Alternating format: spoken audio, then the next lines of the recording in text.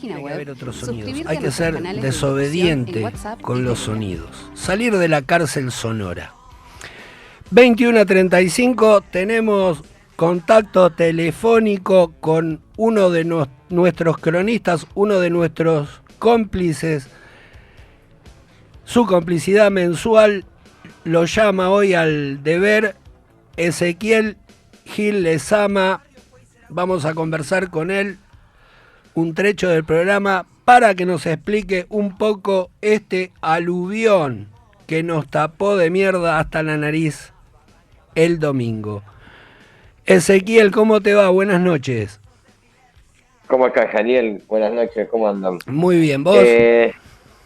Bien. ¿Cómo andan ahí todos? Bien. Estamos tomando acá un poco de tinto. Ah, bien. Y, ¿viste? Y es la hora. Y es la hora y a veces la aguja marca que el tanque está vacío. No es Claro. no es nafta de avión, pero se acerca a la super. No, que quería comentar algo respecto a lo que estabas comentando recién. Sí. Con esta cosa del anonimato. ¿Qué Yo no cosa? sé si es por ahí. Ayer me comentó alguien en Facebook, veo a ver quién era y el perfil restringido. Yo no sé si es por la proximidad de Halloween, que salieron todos los fantasmas, pero hay una cosa, ¿no? Con esa. No Sí. sé, no te va a espiar Obama, amigo. Claro. O Trump. Aparte No si... somos importantes. Pero si me vas a putear a mí que soy nadie. Igual ya estás espiado de antes de que abra la cuenta. Claro, además vi que ponen perfil restringido y tenés todos los datos en Google, tenés la geolocalización en el teléfono. Por eso los gorrean, dijo el cordobés. Claro. Tal cual. Y hablando de fantasmas, Sí. quería hacer una pequeña mención antes de ir al tema principal. Dale. El 29 se cumplieron 5 años del operativo al amparo de la niebla y la noche, como le gustaba la dictadura militar de Videla, de Guernica, que llevó adelante Berni bajo las órdenes políticas de Kicillof. Le gustan las efemérides a usted también. Sí. Y es la de formación profesional, es que uno estudió historia. Claro. Supongo que debe venir por ahí. Y también haber pertenecido a la izquierda está muy enamorada de las efemérides y del pasado, entonces a uno le quedan esos pequeños vicios. Siempre es bueno recordar Guernica cuando, en el medio del contexto y del desarrollo que la Argentina tiene, nos indignamos hoy por lo que pasó en Brasil, en Río de Janeiro. Claro, pero ahí es fascismo. Claro, ahí es fascismo. Y el responsable es el gobernador del estado, porque es bolsonarista. Por supuesto. Cuando fue Guernica pedíamos fuera Berni, como mucho. Y cuando Lula militarizó las favelas, era una actitud progresiva para establecer en un proceso abarcativo en Brasil, en un Brasil desigual, el Estado de Derecho y la justicia social. Sí, y tenemos algo novedoso del día de hoy, acabo de verlo en X, que Lula anunció, sacó de la galera una nueva ley, que protege a los agentes públicos, digamos, de la fuerza de seguridad, que combaten al crimen organizado, y al mismo tiempo endurece las penas a aquellos miembros de bandas, digamos, vinculadas al crimen organizado. Por lo tanto, estamos viendo que el tema en Brasil no hay una cuestión ahí de fascismo y de que se deba al bolsonarismo, sino que Lula también se subió al tren de condenar un hecho que yo supongo, hablo de esto un poco de boca de gancho, porque la verdad que no estoy interiorizando el tema, pero a priori parece un tema de inseguridad, como lo que vimos acá, obviamente a otra escala, una escala muy superior, por lo cual es que es una demanda popular. Si vemos que Lula, del otro lado del arco político, sale a respaldar en términos legales la acción del gobernador bolsonarista de Río de Janeiro, es porque obviamente está todo el arco político metido en eso, ¿no? Es una demanda popular. Es que seguramente también esa inseguridad está avalada por organizaciones trotskistas que gestionan en contra de los intereses populares en las favelas de Río de Janeiro. muchas jiqueadas que Claro. pero bueno, dejémoslo para otro día. Son muy troscos. ¿Qué panorama después Sí, del sí. domingo, Ezequiel, Bueno, se vino la avalancha violeta. Sí. Sí, yo un poco me quería marcar por lo menos dos cosas ahí. Más que nada porque estoy viendo algunos balances en redes, qué sé yo, como que persiste el mismo error que me parece que es el culpable un poco de la decepción que se ha generado a partir de la elección. Y es que tiene el problema de que cuando uno se crea una ilusión sobre la realidad, digamos, por lo tanto, cualquier acción que vayas a tomar para enfrentar esa realidad o cualquier resultado que la realidad misma que brinde, que va a caer mal, porque obviamente vos estás atado, digamos, a una idealización de esa realidad. Es que el problema, nosotros lo hemos marcado ya en otras ocasiones, pero digamos, la idea de que el gobierno está siempre a punto de caer, bueno, no es real. La idea de que las acciones que vemos los miércoles de jubilados que de repente quieren un fervor por Palestina y que son jóvenes en el sentido de que no aparentan ser jubilados, puede ser que recojan algún tipo de solidaridad, pero uno ve 30 jubilados entre comillas, cuando hay 5 millones viviendo con la mínima. Ujú. Digamos, lo que uno ve, ¿no? En los supuestos repudios espontáneos a los actos de Milei en el interior del país, ahí a donde va, que uno veía banderas del pueblo obrero y banderas del peronismo, pareciera ser que no están expresando, digamos, una oposición social real al gobierno, y por lo tanto uno veía que de cara a las elecciones del domingo había una expectativa de que, bueno, el gobierno mordía el polvo, ¿no? Sí. Perdía, y en diciembre le hacíamos un par de saqueos y prendían el helicóptero. Bueno, eso no va a pasar, no iba a pasar. Este, Así que me parece un buen elemento, un buen ejercicio que nos ofrece la realidad ahora de pararnos a mirar qué es lo que realmente está pasando y pararnos a ver por qué pasa lo que pasa, ¿no? Y yo creo que más allá de todos los elementos que calculo que los oyentes y ustedes mismos deben haber estado cansados de haber escuchado todos estos días, Sí. me parece a mí que hay un elemento crucial que Ujú. es frente a la oferta que uno ve del peronismo Sí. o de todo el frente anti-Milei, acá incluso a la izquierda cuando hablo español. Por supuesto. La oferta que es la misma receta que acaba de fracasar hace 2 años nada más. Digamos, ¿no? Las políticas el estaquismo, concentrarse en sectores de la clase obrera y no en todo el universo de la clase. Es que me parece a mí que entre esa oferta y después esa abstracción de frenemos a Milei, y del otro lado tenés un gobierno que primero solucionó el problema de la última década, que es la inflación, Ujú. porque digamos, tenemos un 30%, que es un número muy elevado anual, Ujú. pero venimos de 200% anual, Sí. ¿no? Por lo tanto, es casi como estar en Disney. Y que al menos tiene un plan que uno podrá decir es Ahí una está. cagada, ¿no? Es el único que tiene un plan arriba de la Es, mesa. claro. Es que el único tiene un plan, digamos, ¿no? Entonces, recién estaba hablando justo con un compañero que me decía lo siguiente: es como el síndrome del villano de Disney, digamos, o que uno lo puede vincular, no sé, a Star Wars también, ¿no? Ajá. Es que uno tiene empatía, tiene a generar empatía con el villano, porque el villano al menos tiene un plan. Los buenos es evitar que ese plan se desarrolle y mantener el statu quo. Bueno, el peronismo hoy es mantener el statu quo. Y en todo caso, retrotraer algunas medidas que creo que fueron efectivas, ¿no? Digamos, salvo que creamos que falsificar papeles, digamos, emitir moneda para tapar agujeros, provocando casi una hiperinflación, sea algo positivo para la clase. Ezequiel, vos sabés que hay una opinión general en la gente que uno conoce y con la que conversa, ¿no? Que es la idea de que Milei viene a erradicar y a devastar la pequeña industria que hay en la Argentina, sobre todo las pymes, ¿no?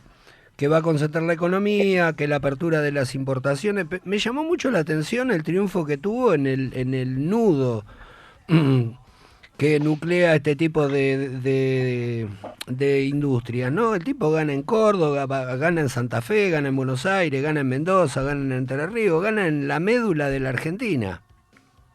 Sí, sí, sí, tal cual. Bueno, eso justamente no estaba vinculado con el primer elemento que pusimos sobre la mesa. Ujú.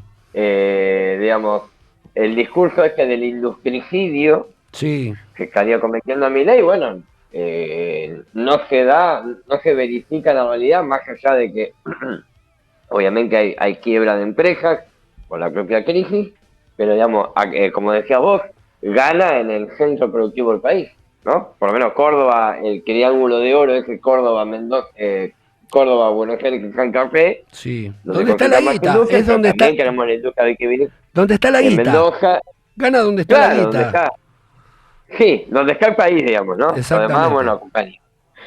acompaña. Lamentablemente es un poco así.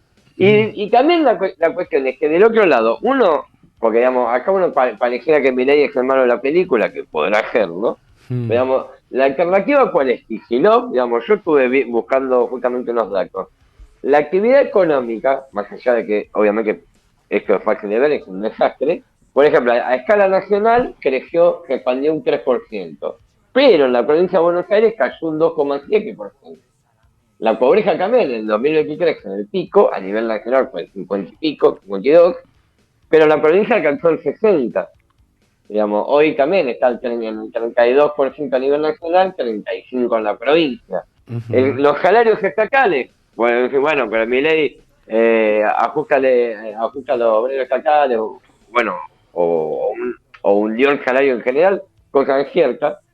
Ahora, ¿qué pasó con los estatales bonaerenses? Bueno, han perdido el 55% del poder adquisitivo, digamos. Y el ajuste fiscal, por ejemplo, de Milei fue del 5%, el de Kicillof fue del 7%, 2 puntos más. Digamos, no se ve algo muy distinto tampoco, ¿no? Es que, obviamente, uno lo puede comprender, lo hemos dicho muchas veces, estamos atravesando una fase contractiva donde toda la economía argentina, toda la estructura productiva se tiene que achicar, eso es algo que lo tiene que hacer Mandrake, Cristina o quien Que gobierne, quien sea, claro. pero, digamos, para salir un poco de esta cuestión de que es algo ideológico, ¿no? O De que sea, uno elige no un gobierno tenemos voluntario. no tenemos un problema político, sino que tenemos un problema que se da en la fase contractiva. Por eso siempre en esos momentos aparecen las fuerzas más radicalizadas dentro de los liberales, más corridas a la derecha, porque sí son las que sostienen un plan económico de ajuste viable. Claro, claro, además son las que normalmente están hasta en su matriz teórica y en su matriz discursiva, ¿no? Entonces para ellos es más sencillo decir, bueno, vamos a hacer un ajuste que para fuerzas que normalmente se relacionan con la fase más expansiva, como el peronismo, digamos, ¿no? El Claro. peronismo tiene la idea de expandir derechos y ese tipo de cosas, pero bueno, después obviamente la realidad los obliga a ir a otra cosa, como lo hizo el gobierno de Alberto Fernández y como estamos viendo el gobierno de Kicillof. No hace falta que uno lo diga, digamos. Y esto es lo importante, si la alternativa es el conurbano de Kicillof, yo aclaro, vivo en el conurbano, no es que Como estoy hablando nosotros. desde Palermo, como ustedes, no es que hablo Claro. desde Palermo, Hollywood, pero digo, si uno basta con caminar el conurbano para darse cuenta. Uno saca un pucho y tiene 10 tipos alrededor, digamos. Exactamente. Son más, es gente tan veloz que, digamos, le cuentan la chipa a la moradora. Olvídate, olvídate, Increíble. juegan a la mancha con los aviones. Escucha, Sí, sí, claro. Ezequiel, vamos a ser amigos en los últimos 5 minutos que nos quedan. Vamos a ser amigos. Nos gusta, somos gente que Sí. integra a otros a la discusión. La izquierda. La izquierda en estas elecciones. Seamos democráticos. Bueno, bueno. No, la izquierda, por un lado, para no generar tanta animosidad, es que para con nosotros, la izquierda para mí tiene la virtud de haberse estancado en un piso muy cercano al techo del 5% en el AMBA, digamos, lo cual le permite seguir obteniendo bancas. Uno puede preguntarse para qué quiere estas bancas. Bueno, uno podrá ser medio malicioso y pensar para que los dirigentes vivan mejor. Otros podrán ser más ingenuos y pensar que es para apoyar la lucha. No lo sé, dejo final abierto, pero digamos, lo que uno ve es un estancamiento general y en particular en esta elección lo que vemos es una caída, un retroceso, digamos. Primero ponían en juego 4 bancas, renovaron 3, por lo Sí. tanto pierden una, digamos, ellos salieron a decir que conquistaron 3 bancas, bueno, es real, no conquistaste nada. Si renovás, que con ese juego 4 renovás cara y perdiste uno. Pero bueno, uno puede comprender también por qué lo dicen. Y si uno vamos a lo general, perdieron 383.000 votos entre esta elección y la de 2021, Ahí que está lo fue la interesante. anterior Ahí está lo legislativa. interesante. Ahí está.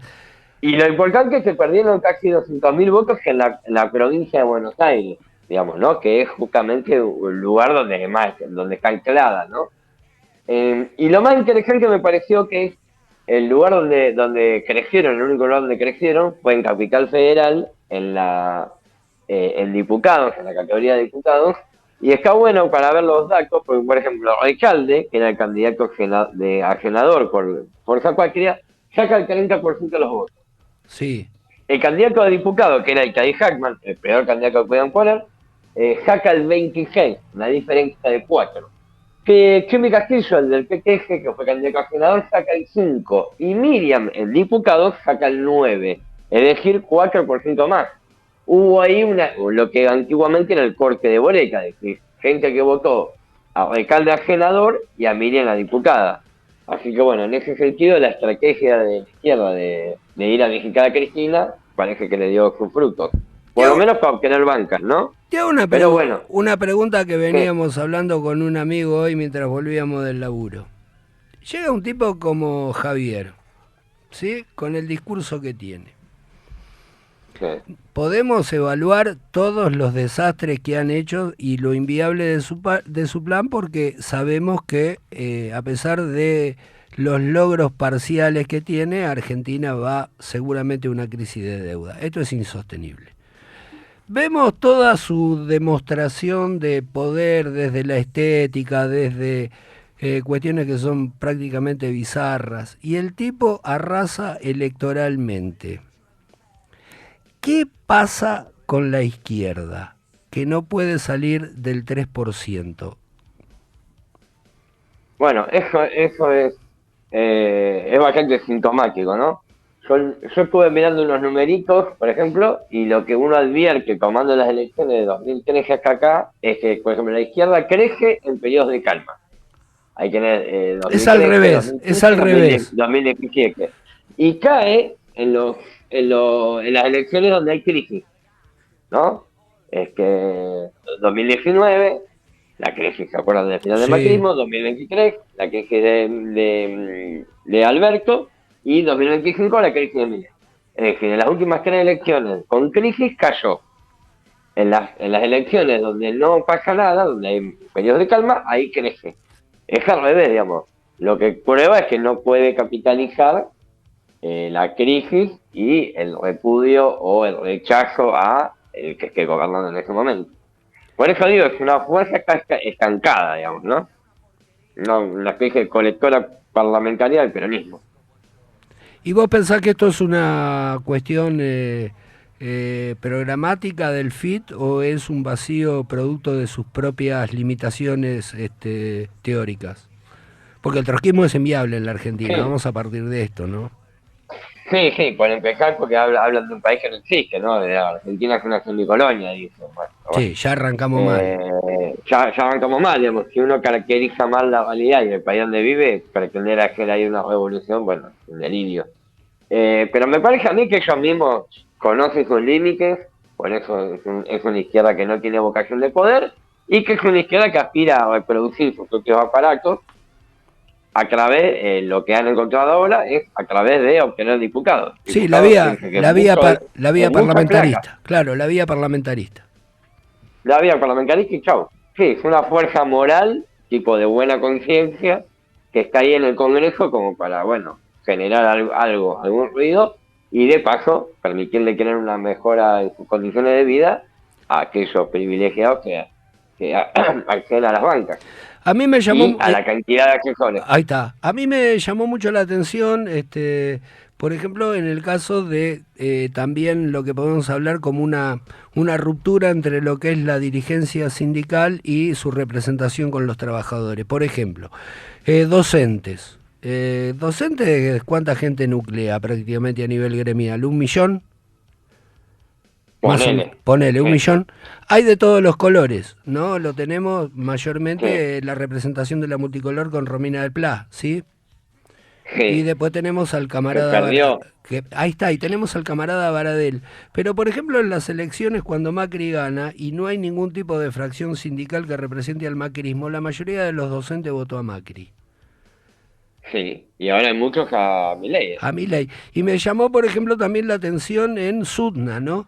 En Sudna es un sindicato conducido por la izquierda, ¿sí? Por el trotskismo. Sí, la mitad votó a Macri y la otra mitad votó a Milei. Ahí está. Y, No para, es feo.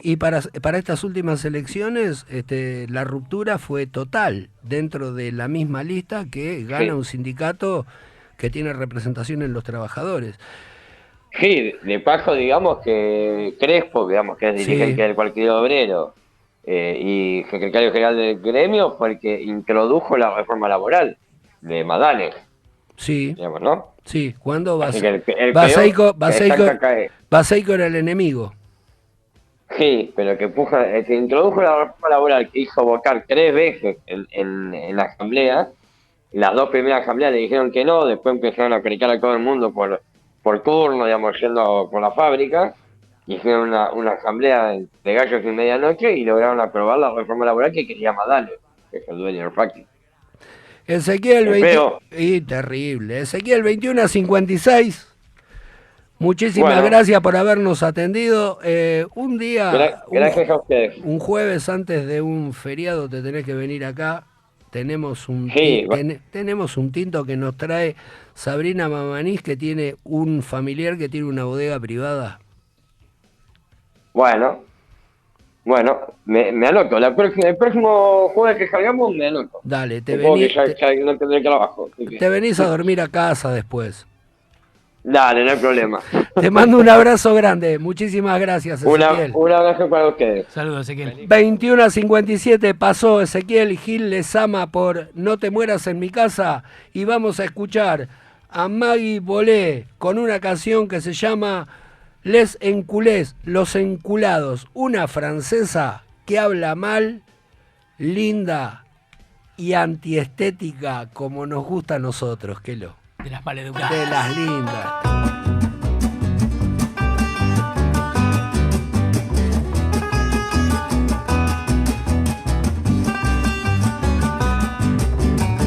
Une petite chanson pour les trous de balle qu'on appelle politica, qui osent nous taxer de balles pour qu'on vote pour eux ces clochards. Les menteurs, les fainéants, les repris de justice, on les colle au gouvernement, mais que fait la police? Ils se pavanent dans la rue, sans vergogne et sans crainte. Ils ont tellement de casseroles au cul, même les casseroles elles portent plainte. Ils se ruent sur le pouvoir, comme des mouches sur une mer. Mettraient tout ça dans un pressoir, et ça ferait de l'huile de grosse merde. Votez pour l'enculé,